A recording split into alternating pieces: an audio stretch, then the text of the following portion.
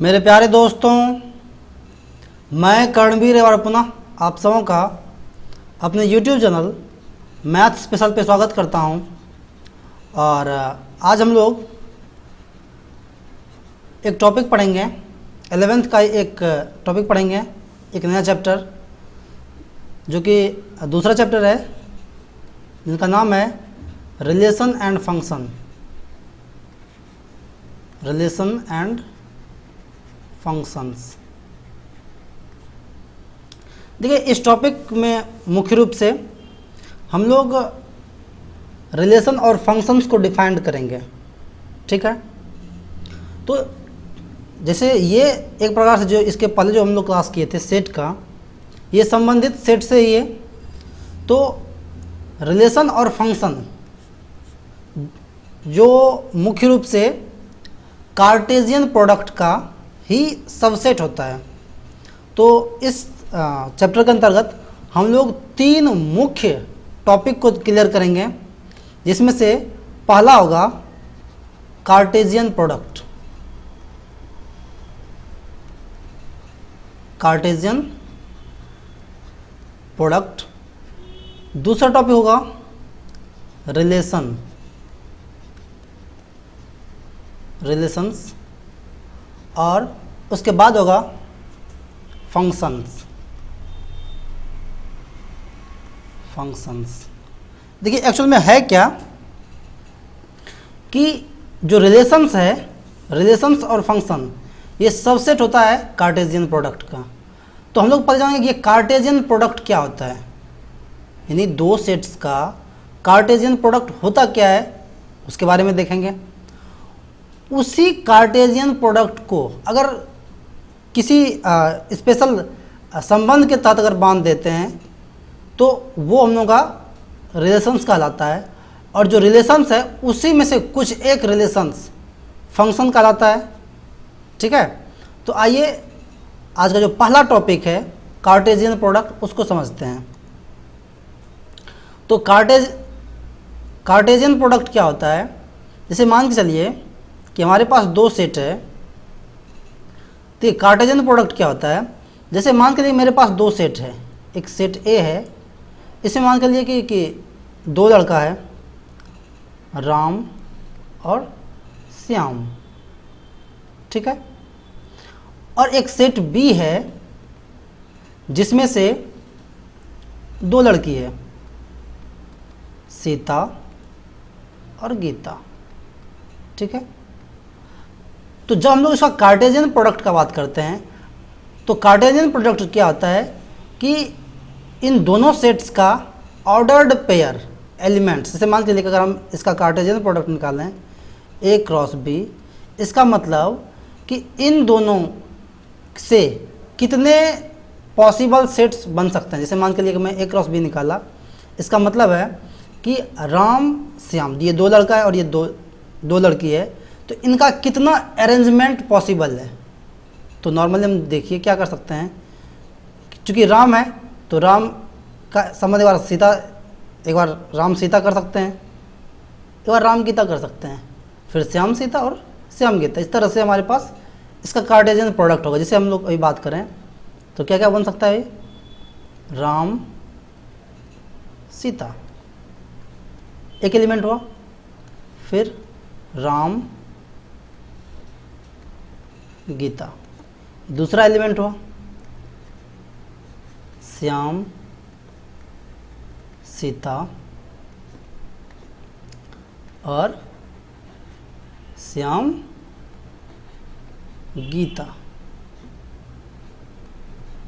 तो ये मेरे पास आया ए और बी का कार्टेशियन प्रोडक्ट।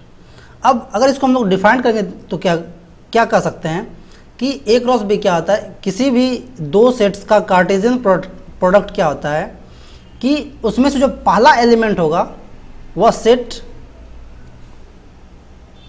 ए से होगा और जो दूसरा एलिमेंट होगा वो सेट बी से होगा, ठीक है। ये सभी ऑर्डर्ड पेयर एलिमेंट कहलाते हैं। क्या कहलाते हैं भाई, ऑर्डर्ड पेयर एलिमेंट। चलिए इसको एक एग्जांपल के द्वारा और समझते हैं। जैसे मान के चलिए कि मेरे पास दो बोतल है, ठीक है। मान के लिए कि एक ए है, एक बी है और एक सी है, ठीक है। और मेरे पास उसका कैप है, उसका हम कुछ नाम रख देते हैं, 1 2 कैप है। अब इन ए और बी के द्वारा उसको हम लोग कितने प्रकार से सजा सकते हैं ये बताइए। हो सकता है कि ए बोतल के साथ पहला कैप लगाएं, फिर बी बोतल के साथ पहला कैप लगाएं, सी बोतल के साथ पहला कैप लगाएं, फिर ए बोतल के साथ दूसरा कैप लगाएं, बी बोतल के साथ भी दूसरा कैप लगाएं और सी बोतल के साथ भी दूसरा कैप लगाएं। अर्थात मेरे पास जो ए क्रॉस बी होगा, cartesian product A cross B का, तो क्या हो सकता है, A1 B1 और C1। अब दूसरा क्या, A2 B2 और C2। ये सभी हमारे पास ऑर्डर्ड पेयर एलिमेंट कहलाएंगे। क्या कहलाएंगे भाई, ये सभी हमारे ऑर्डर्ड पेयर एलिमेंट हैं। अब अगर हम लोग इसके नंबर ऑफ एलिमेंट्स का बात करें, ठीक है, तो ज़रा देखिए गौर से कि अगर मैं इस सेट ए का बात करूं, इस सेट में कितना एलिमेंट है, कार्डिनल नंबर ऑफ सेट ए, इस सेट में 2 एलिमेंट्स हैं और सेट बी में भी 2 एलिमेंट्स हैं। Cardinal number of set B is equal to 2। इसमें भी 2 एलिमेंट, इसमें भी 2 एलिमेंट है। जब हम लोग इसका जो कार्टेशियन प्रोडक्ट है उसमें अगर एलिमेंट का नंबर काउंट करें तो कितना एलिमेंट है, 1 2 3 और 4। अर्थात अगर हम लिखें cardinal number of A cross B is equal to कितना भाई, 2 2 जा 4। जैसे हम लोग दूसरा एग्जांपल देखते हैं, इसमें भाई कार्डिनल नंबर ऑफ सेट ए कितना है भाई, इसमें 3 एलिमेंट है और सेट बी में 2 एलिमेंट है। तो देखिए इसमें टोटल नंबर ऑफ एलिमेंट कितने हैं, 1 2 3 4 5 और 6। अर्थात अगर हम लिखें cardinal number of A cross B is equal to कितना, 2 × 3 अर्थात 6। अर्थात अगर मेरे पास 2 सेट है और उसमें एक का अगर कार्डिनल नंबर ऑफ m है, नंबर ऑफ एलिमेंट m है और दूसरे का n है, तो जब हम लोग a क्रॉस b निकालेंगे तो उसमें जो एलिमेंट होगा वो कितना होगा, इन दोनों का गुणनफल, अर्थात m × n। अब ज़रा सोचिए कि अभी तक में हम लोगों ने क्या कार्टेशियन प्रोडक्ट को अच्छे से समझा। अगर बाय द वे हम लोग इसको यहीं पे अगर लिखें, एक एग्जांपल के द्वारा और समझने का कोशिश करते हैं ताकि ज़्यादा क्लियर हो। एक सेट ए है, इसे मान के लिए मेरे पास सब्जेक्ट है मैथ्स, फिज़िक्स और केमिस्ट्री, ठीक है, ये हो गया। और मेरे पास एक दूसरे सेट में 2 लैंग्वेज सब्जेक्ट हैं, ये हिंदी और इंग्लिश। अब ज़रा सोचिए कि अगर हम लोगों को इन दोनों से अगर एक एक सब्जेक्ट का अरेंजमेंट बनानी होगी, यानी अर्थात हम लोग बात करेंगे ए क्रॉस बी का, यानी इसका अगर कार्टेशियन प्रोडक्ट निकालना होगा, तो ए क्रॉस बी का मतलब होता है कि जो भी हम लोगों के पास ऑर्डर्ड पेयर एलिमेंट होगा, अर्थात A cross B is equal to A B, यानी एक ऑर्डर्ड पेयर होगा such that A belongs to A and B belongs to set B। अर्थात अगर A B एलिमेंट है जिसमें से A पहला एलिमेंट किससे आएगा, पहले सेट से, और दूसरा एलिमेंट आएगा दूसरे सेट से। अर्थात हम लोग क्या क्या लिख सकते हैं भाई, एक बना सकते हैं MH, फिर PH, फिर CH, फिर हम लिखेंगे भाई ME, PE और सी। हाँ, एक बात और याद रखिए कि MH को हम लोग HM नहीं लिख सकते हैं, यानी अगर ये MH है तो इसको हम लोग HM नहीं लिख सकते हैं। क्यों नहीं लिख सकते हैं वो ध्यान दीजिए, क्योंकि तब तो इसका ऑर्डर बदल जाएगा। यहाँ ऑर्डर्ड पेयर का मतलब होगा कि जब भी हम लोग इसको लिखेंगे तो ऑर्डर्ड में लिखेंगे। पहला एलिमेंट जो होगा वो पहले सेट से आएगा, जबकि दूसरा एलिमेंट दूसरे सेट से आएगा। अर्थात अगर हम लोग B क्रॉस A लिखेंगे तो कहानी बदल जाएगी। अब अगर B क्रॉस A में अगर हम लिखें, अगर B क्रॉस A निकालेंगे तो हमारा जो पहला एलिमेंट होगा, अर्थात यहाँ पे हम अभी क्लियर कर देते हैं कि अगर ये Mn है तो मेरा जो M होगा वो कहाँ से आएगा, वो सेट B से आएगा, जबकि जो N है वो सेट A से आएगा। M belongs to B but N belongs to A। अर्थात इस कंडीशन में अगर हम लोग लिखेंगे शुरू करें तो मेरा जो पहला एलिमेंट होगा वो सेट B से होगा। अर्थात हमको लिखना पड़ेगा HM, HP और HC, यानी जो पहला एलिमेंट है वो B से आएगा और जो दूसरा एलिमेंट है वो दूसरे सेट से आएगा, A सेट से आएगा। जस्ट लाइक EM, EP और EC, बस सिर्फ ऑर्डर बदलेगा, ठीक है। बाकी उसके नंबर ऑफ एलिमेंट्स में कोई बदलाव नहीं होंगी। मुझे उम्मीद है कि ये बात आपको समझ में आ गया होगा। तो आइए इसके डेफिनेशन को भी हम लोग एक बार देख लेते हैं।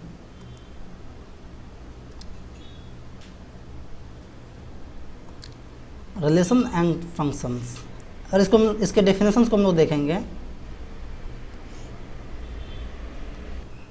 आइए इसके आधार पे एक और एग्जांपल देख लेते हैं। मान के कि मेरे पास एक सेट है A, इसमें से हम कुछ एलिमेंट रख दिए, जैसे मान लिए 1 2 3 रख दिए। एक सेट B है, इसमें से हम लोग X और Y रख दिए, ठीक है। तो जब भी हम लोग A क्रॉस B निकालेंगे, A और B का कार्टेशियन प्रोडक्ट, फटाफट बोल दीजिए क्या होगा। AX 2x और 3x, 1y 2y और 3y। और जब हम लोग B क्रॉस A निकालेंगे क्या लिखेंगे भाई, x1 x2 x3। ये बस मैं ये समझाने की कोशिश कर रहा हूँ। देखिए भाई ये ऑर्डर्ड किस प्रकार से बदलता है। नंबर ऑफ एलिमेंट में कोई भी चेंजेस नहीं होगा, सिर्फ इसके ऑर्डर्ड में मतलब अंतर होता है, ताकि आपको ये समझ में आ जाए कि अगर कभी भी अगर बाय द वे दे दिया गया है 2y, तो हम लोग नहीं कह सकते ये y2 के बराबर नहीं है, y2 के बराबर नहीं है, क्योंकि ऑर्डर्ड सेम नहीं है। यानी पहला एलिमेंट कोई भी तब बराबर होगा अगर इसका पहला एलिमेंट दूसरे के पहले के बराबर हो, दूसरे सेट के पहले के बराबर हो, ठीक है। यानी ऑर्डर्ड भी सेम होनी चाहिए और संख्या तो सेम होनी ही चाहिए, ठीक है। मुझे उम्मीद है कि यह बात आपको समझ में आ गई होगी। कार्टेशियन प्रोडक्ट को आप अच्छे तरह से समझ चुके हैं।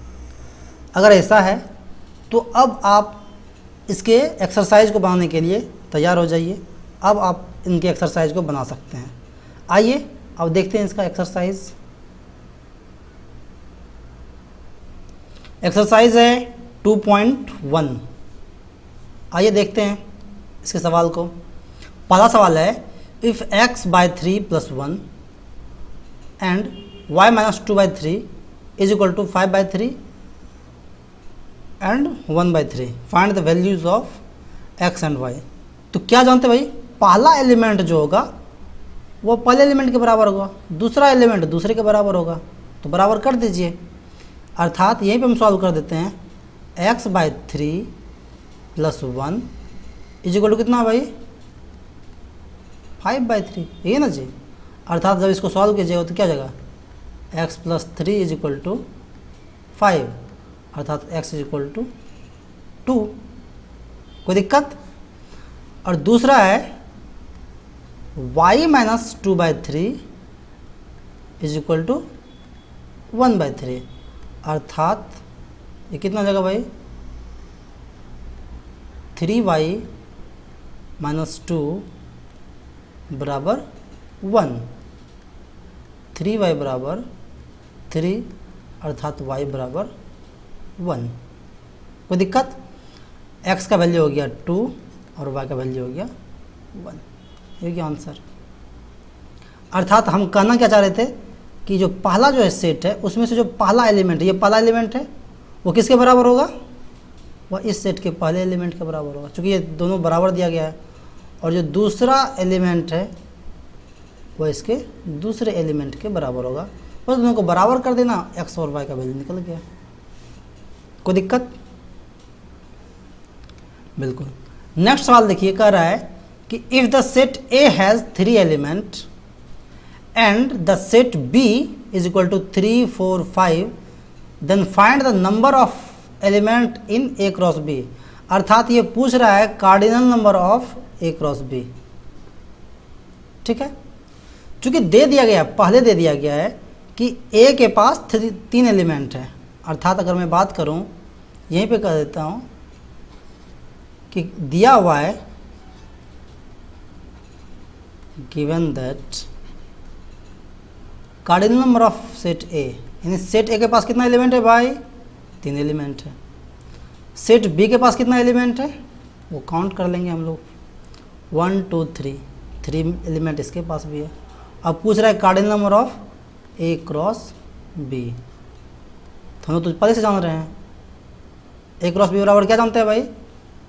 Cardinal number of A cross B is equal to cardinal number of A cross cardinal number of B। तो ये गया 3 इंटू 3, अर्थात A क्रॉस B के पास कितना एलिमेंट होगा? 9 एलिमेंट होगा। ये क्या आंसर? कोई दिक्कत? बिल्कुल। नेक्स्ट सवाल को देखते हैं। नेक्स्ट क्वेश्चन है if G is equal to 7, 8 and H is equal to 5, 4, 2, find G cross H and H cross G। ये आप बना सकते हैं, ठीक है, मुझे उम्मीद है। अब देख लेते हैं G बराबर क्या दिया हुआ है भाई? 7 और 8 दिया हुआ है। H बराबर क्या दिया हुआ है? 5, 4, 2। जब हम लोग G क्रॉस H लिखेंगे, ध्यान देना बस एक ही चीज़ है कि पहला एलिमेंट जो है वो पहले सेट से आएगा। अर्थात पहले प्राथमिकता में किसको देना है? 7 को। क्या होगा? 7, 5, 7, 4, 7, 2 हो गया। इनसे इन तीनों को लिख चुके हैं। अब लिखेंगे 8, 5, 8, 4 और 8, 2। ये हो गया G क्रॉस H। अब इसे पूछ रहा है H क्रॉस G, अर्थात H क्रॉस G। ये भी आप बता सकते हैं। H क्रॉस G मतलब पहले हमको प्राथमिकता किसको देना है? इनको देना है। लिखेंगे 5, 7, 5, 8। नेक्स्ट 4, 7, 4, 8, फिर 2, 7, 2, 8। ठीक है, नंबर ऑफ एलिमेंट में कोई भी बदलाव नहीं हो रहा है, बस बदलाव क्या हो रहा है? उनके ऑर्डर में। ठीक है, तो ये जो सभी दिखाई दे रहा है, ये सब अभी ऑर्डर्ड पेयर एलिमेंट कहलाते हैं। ठीक है, जैसे अगर बाय द वे अभी चूंकि 2 सेट का था, अगर 3 के सेट का होता है तो उसको हम लोग बोलते हैं ऑर्डर्ड ट्रिपलेट्स। क्या बोलते हैं उसको? ऑर्डर्ड ट्रिपलेट्स बोलते हैं। आगे हम लोग उसको देखेंगे सवाल के थ्रू। नेक्स्ट सवाल है state whether each of the following statements are true और फॉल्स। इस स्टेटमेंट में ट्रू और फॉल्स बताना है। If the statement is false rewrite the given statements correctly. अगर कोई स्टेटमेंट्स गलत है, अगर कोई भी कथन गलत है तो सही कथन लिखिए। चलिए देखते हैं, पहला कथन को देखते हैं। If P is equal to Mn, एक P सेट है जिसमें Mn एलिमेंट है, and Q is equal to Nm, और एक दूसरा सेट है Q और उसमें Nm एलिमेंट है, देन P क्रॉस Q, ये दिया है, उसमें Mn एलिमेंट है और Nm एलिमेंट है।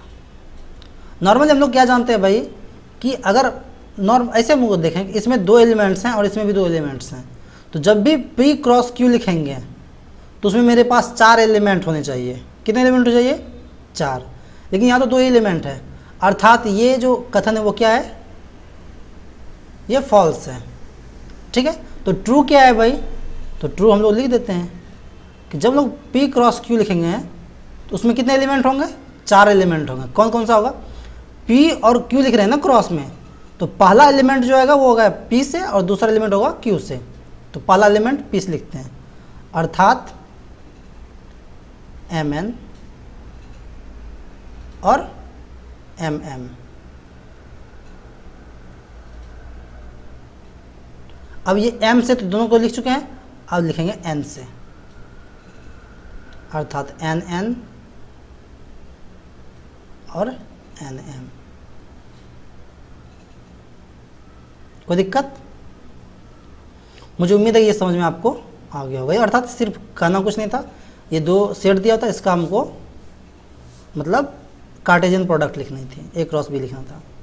कह रहा if A and B are non empty set then A cross B is a non empty set. अगर A और B और एक समुच्चय है, इसमें अगर अर्थात इसमें मतलब कुछ ना कुछ एलिमेंट है, then A cross B is a non empty set of ordered pairs x Y such that x belongs to A and y belongs to B। ये बात सही है कि अगर हम लोग A क्रॉस B लिखते हैं, जो पहला एलिमेंट है अगर वो एक्स वाई सेट के रूप में आता है, ऑर्डर पे उसका अगर एक्स वाई है तो एक्स जो है वह सेट ए से बिलोंग्स करेगा और जो वाई है इन दूसरा एलिमेंट है वह बी से बिलोंग्स करेगा। अर्थात ये स्टेटमेंट जो है वो सही है, ये पहला वाला रास्ता गलत था। नेक्स्ट कह रहा है कि if A is equal to 1 2 and B is equal to 3 4 then A cross B intersection 5 is equal to 5।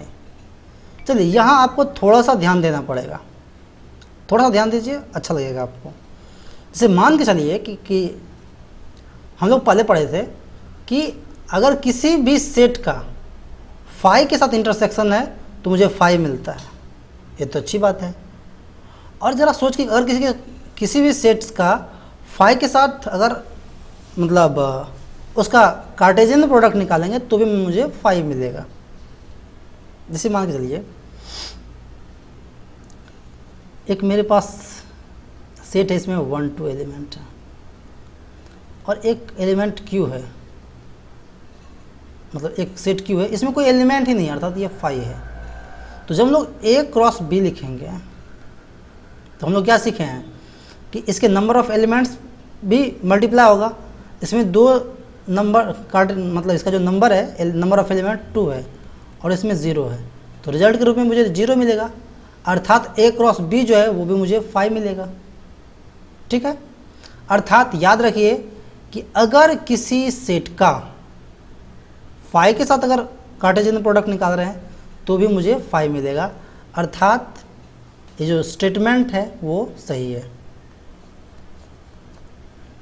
ठीक है, अगर आपके दिमाग में ये आ रहा है कि अगर इसी सेट का किसी मतलब इन्फिनाइट सेट से अगर मल्टीप्लाई होगा, अगर कोई इन्फिनाइट सेट है अगर उससे मल्टीप्लाई होगा तो A क्रॉस B जो मुझे मिलेगा उसका भी नंबर इन्फिनाइट होगा।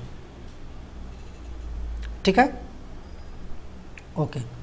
नेक्स्ट सवाल देखिए, आगे ट्रिपलेट्स वाला सवाल में कह रहा है कि if A is equal to -1 1 find A cross A, अर्थात इसका मुझे 3 बार क्रॉस करना है। तो इसमें जो एलिमेंट्स मुझे मिलेंगे उसको बोलते हैं हम लोग ऑर्डर ट्रिपलेट्स। ऑर्डर पेयर तो आप लोग देख चुके हैं। देखिए ऑर्डर ट्रिपलेट्स क्या, जैसे मुझे निकालना है ए क्रॉस ए, ठीक है। तो पहले हम लोग ए क्रॉस ए निकाल लेते हैं। ये -1 1 -1 1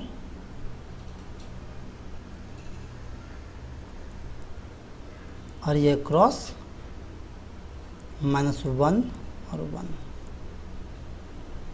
पहले अगर 2 मल्टीप्लाई करेंगे तो देखिए क्या मिलता है, -1 -1 हो गया, -1 1, ठीक है। अब 1 से लिखेंगे तो 1 -1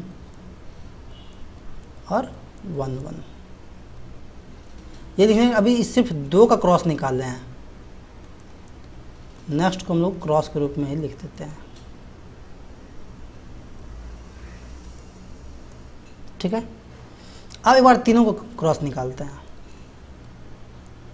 अर्थात अब मेरा जो है ये सारा ये फर्स्ट एलिमेंट है, पहला सेट है और इसका हमको इसके साथ निकालना है।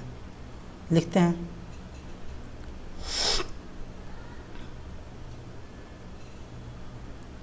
-1 -1 -1।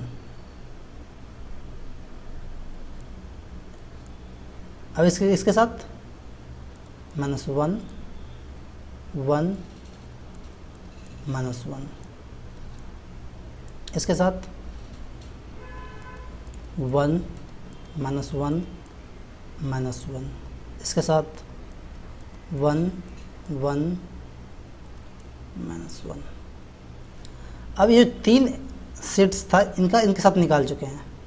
अब इनके साथ अर्थात -1 -1 1 -1 1 1।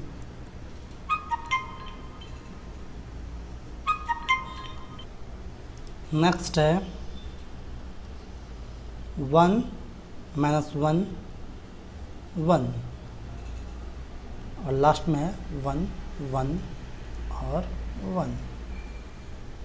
तो ये हो गया मेरा A क्रॉस A, अर्थात इसमें जो ये एलिमेंट्स हैं ये ट्रिपलेट्स के रूप में है। ये सभी एलिमेंट्स ऑर्डर्ड ट्रिपलेट्स कहलाता है, ठीक है। मुझे उम्मीद है कि ये आपको समझ में आ गया होगा। नेक्स्ट सवाल देखते हैं। नेक्स्ट सवाल है let A cross B is equal to AX AY BX BY find A and B। बहुत अच्छा सवाल है। क्या है इसमें भाई कि A क्रॉस B दिया हुआ है, ठीक है। A क्रॉस B दिया हुआ है, क्या क्या दिया हुआ है, AX AY BX BY, अर्थात ये 4 एलिमेंट्स हैं A क्रॉस B में। तो एक बात तो फिक्स है कि या तो A में एक एलिमेंट होगा, B में 4 एलिमेंट होगा, या फिर A में 2 एलिमेंट होगा और B में 2 एलिमेंट होगा, या फिर A में 4 एलिमेंट B में 1 एलिमेंट। इसे नॉर्मली जब देखेंगे तो ये तो पहले सेट A का होगा, ये भी सेट A का होगा, ये भी सेट A का होगा और ये भी सेट A का होगा। अर्थात जो सेट A है उसमें 2 एलिमेंट्स हैं, क्या भाई, A और B, ठीक है। अब देखते हैं B वाले में, सेकेंड नंबर पे जो है इसमें X है Y है, X है और Y है, अर्थात B में भी 2 एलिमेंट है, क्या, X और Y। इस प्रकार से हम लोग देख लिए कि A क्रॉस B में जो भी एलिमेंट था उसके मदद से हम लोग A और B के एलिमेंट्स को आसानी से निकाल पाए। नेक्स्ट सवाल को देखते हैं। नेक्स्ट क्वेश्चन है, let A is equal to 1 2, B एक सेट है इसमें है 4 एलिमेंट 1 2 3 4, सी एक सेट है जिसमें 5 6 और एक डी सेट है जिसमें 5 6 7 8। Verify that A cross B intersection C is equal to A cross B intersection A cross C, just like A cross C is a subset of B cross D. आइए पहले सवाल को देख लेते हैं। पहले हम लोग लिख देते हैं ए क्रॉस बी इंटरसेक्शन सी। थोड़ा ध्यान दीजिए, ए तो मेरे पास पता है कि इसमें 2 एलिमेंट है 1 2, इसका क्रॉस निकालना है बी इंटरसेक्शन सी। बी कहाँ है भाई? बी ये है और सी ये है। बी और सी में देखिए तो कोई भी कॉमन इंटरसेक्शन मतलब क्या कि जो भी कॉमन एलिमेंट होगा वही लिखना है। बी और सी में कोई भी कॉमन एलिमेंट नहीं है, कॉमन एलिमेंट नहीं है अर्थात 0 अर्थात 5। तो मेरे पास जो हो गया A cross B intersection C is equal to 5, मतलब कोई भी एलिमेंट कॉमन नहीं है। एक चीज़ हो गया। दूसरा कह रहा है, ये तो अभी तक मेरे पास LHS हो गया, LHS। अब RHS करके देखते हैं। RHS में क्या, पहले हमको ए क्रॉस बी चाहिए, फिर ए क्रॉस सी चाहिए, फिर दोनों का इंटरसेक्शन निकालना। तो पहले ए क्रॉस बी लिख देते हैं। ए क्रॉस बी लिखिए 1 1, डायरेक्ट हम लिख दे रहे हैं। या फिर अगर आप लिखना चाहें तो पहले ए सेट ए में 2 एलिमेंट है, ये लिख दीजिए 1 2, फिर बी में 4 एलिमेंट क्रॉस के रूप में इसको लिख दीजिए। मैं डायरेक्ट लिख देता हूँ, आप लिखते रहिएगा 1 1 1 2 1 3 और 1 4, फिर 2 2 1 2 2 2 3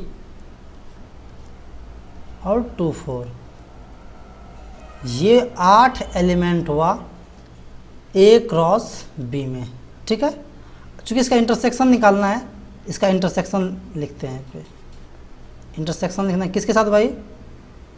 ए क्रॉस सी के साथ। ए क्रॉस सी, ए में है 1 2 और सी में है 5 6, तो 1 5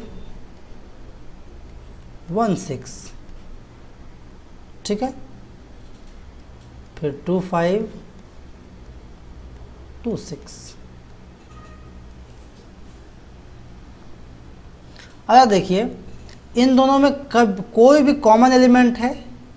कोई भी एलिमेंट कॉमन नहीं है, क्योंकि यहाँ पे सब 1 और 2 से स्टार्टिंग में 1 और 2 है, यहाँ भी 1 और 2 है, बट इसमें कहीं भी 5 6 नहीं और इसमें 5 6 है। तो कोई भी एलिमेंट्स कॉमन नहीं है। इसमें 8 एलिमेंट है, इसमें 4 एलिमेंट है, बट कोई भी एलिमेंट कॉमन नहीं है, अर्थात RHS भी क्या हो गया भाई? 5। इसका मतलब कोई भी कॉमन एलिमेंट नहीं है।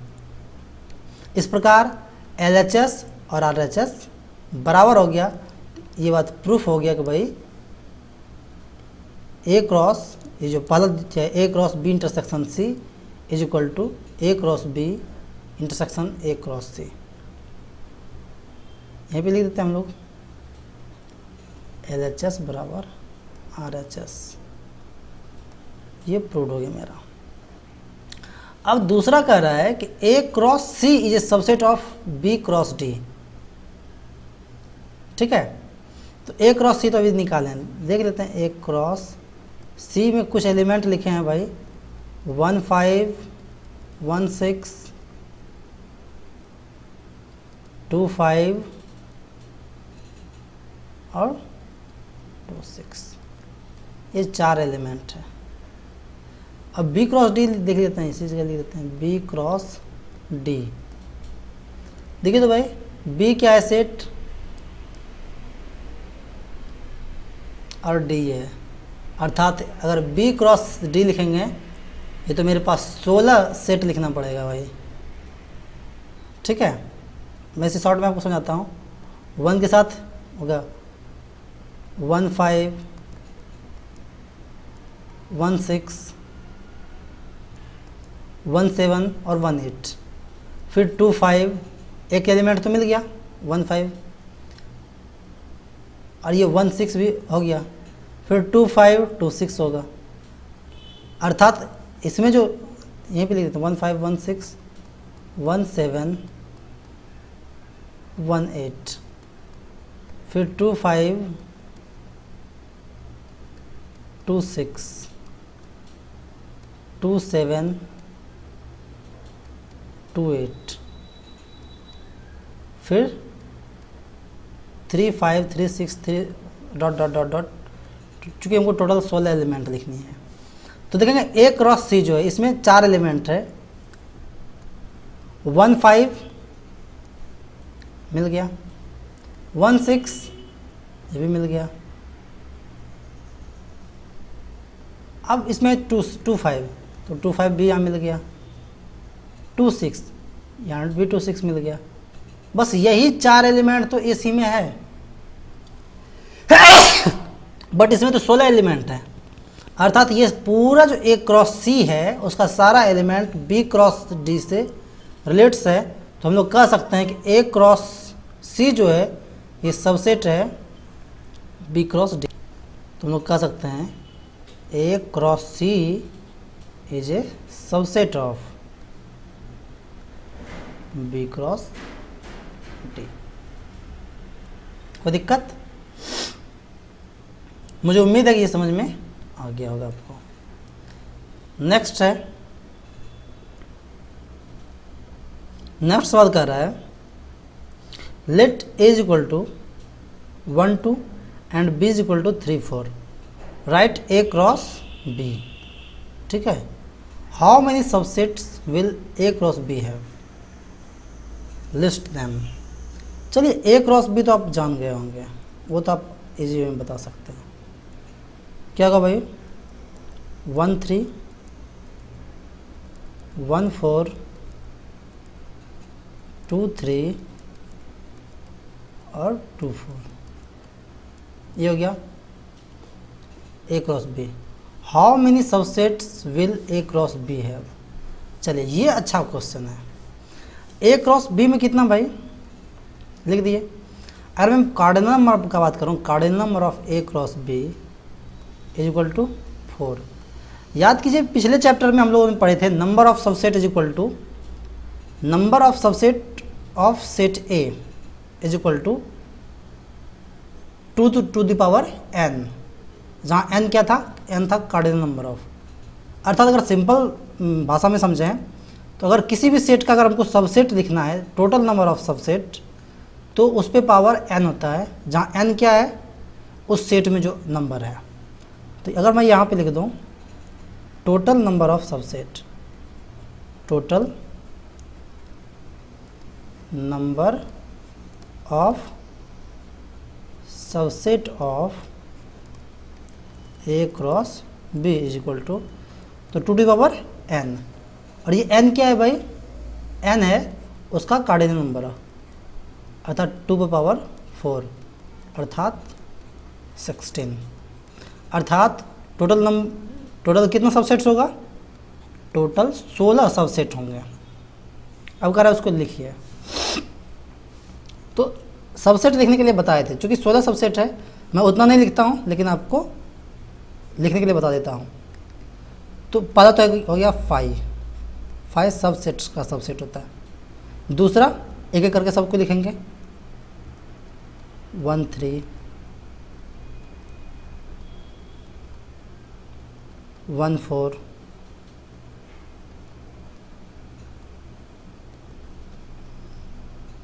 2 3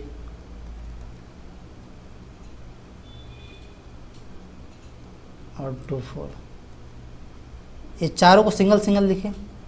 अब फिर दो को लिखेंगे, इन दोनों को, फिर इन दोनों को, फिर इन दोनों को, फिर इन दोनों को, फिर इन दोनों को, फिर तीन तीनों करके लिखेंगे, इन तीनों को, फिर इन तीनों को, फिर इन तीनों को, फिर इन तीनों को, फिर एक बार में चारों को लिख देंगे। जैसे कि हम लोग सब्सट्रैक्ट लिखने के लिए पहले सीखे थे।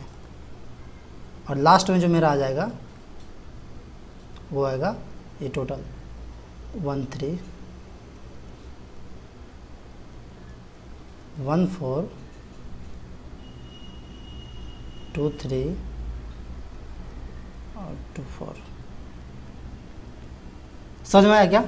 पहले 5 लिखेंगे, फिर सिंगल सिंगल सेट, सिंगल लिखे, फिर सिंगल लिखे, फिर सिंगल लिखे, फिर सिंगल लिखे, 5 को हो गया। अब क्या करेंगे, दो दो को सेट लिखेंगे, इन दोनों को एक साथ, फिर इन दोनों को एक साथ, पहले ए बी, फिर बी सी, फिर सी ए, फिर ए सी, फिर तीनों को, इन तीनों को एक साथ, इन तीनों को एक साथ।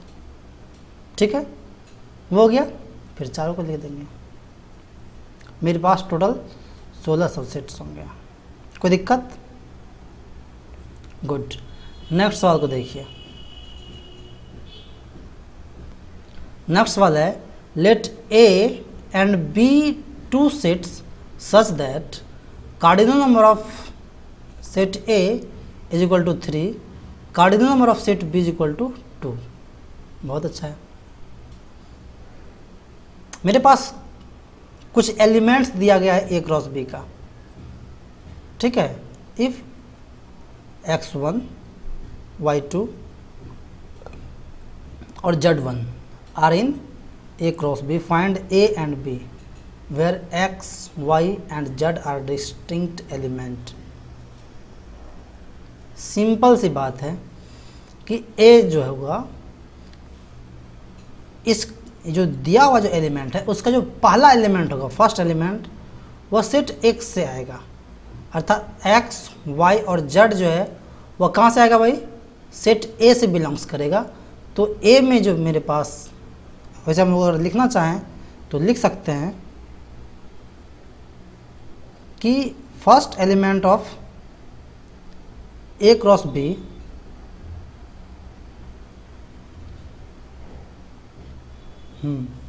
first element of A cross B belongs to set A, hence set A is equal to X, Y और Z। कोई दिक्कत? अब देखिए, तो कार्डिनल नंबर ऑफ सेट ए बराबर 3 दे ही दिया गया, तो इसका मतलब ये 3 एलिमेंट हैं और ये तीनों एलिमेंट मेरे पास है। नेक्स्ट जो है सेट बी, तो जो दिया हुआ है उसका जो सेकेंड एलिमेंट होगा वो कहाँ से आएगा भाई? वो आएगा सेट बी से।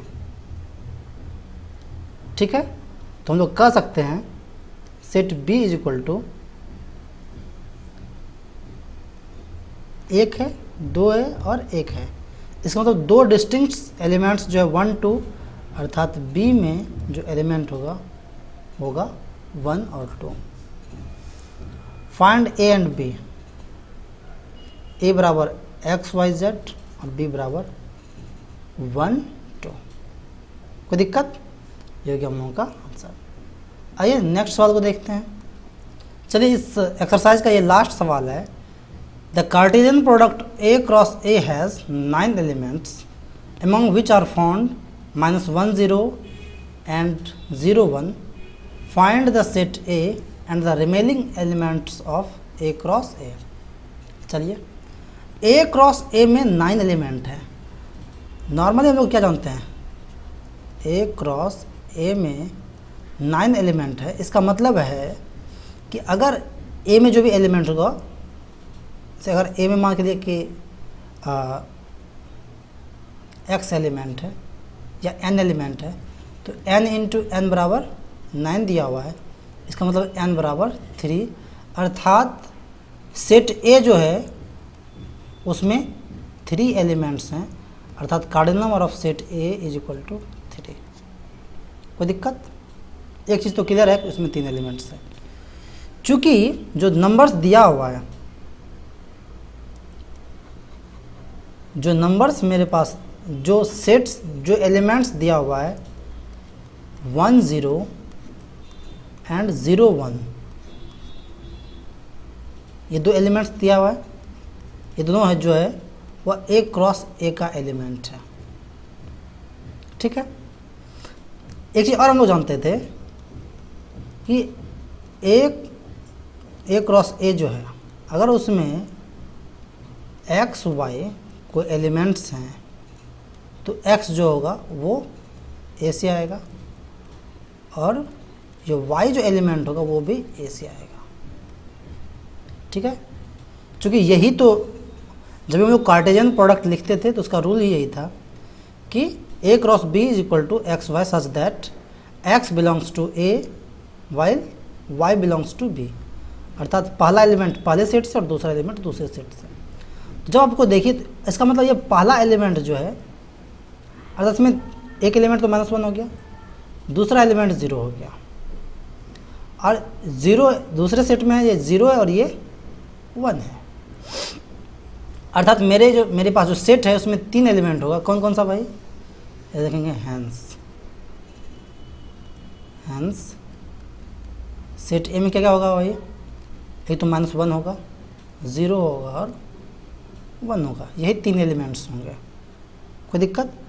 अब कह रहे ठीक है, अगर ये है तो आप find the set A and the remaining elements of A cross ए। चलिए ए क्रॉस ए लिख ही देते हैं। 9 एलिमेंट होगा ना भाई, -1 0 1। इसका हमको क्रॉस निकालना है, कार्टेशियन प्रोडक्ट निकालना है -1 0 और 1 के साथ। इनके साथ सब एक बार लिखेंगे, फिर इसके साथ लिखेंगे, फिर इसके साथ लिखेंगे। अगर समझ में आ गया तो आप लिख लीजिए, नहीं लिख अभी तक समझ में आया तो देख के लिखिए। -1 -1 -1 0 और -1 1। देखिए इसका काम ख़त्म हो गया। अब दूसरा क्या लिखेंगे? 0 से लिखेंगे तो क्या लिखेंगे भाई? 0 -1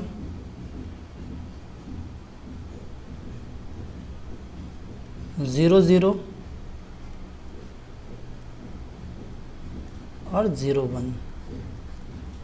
0 से भी तीनों को लिख लिए। अब 1 से लिखना शुरू करेंगे। 1 -1 1 0 और 1 1।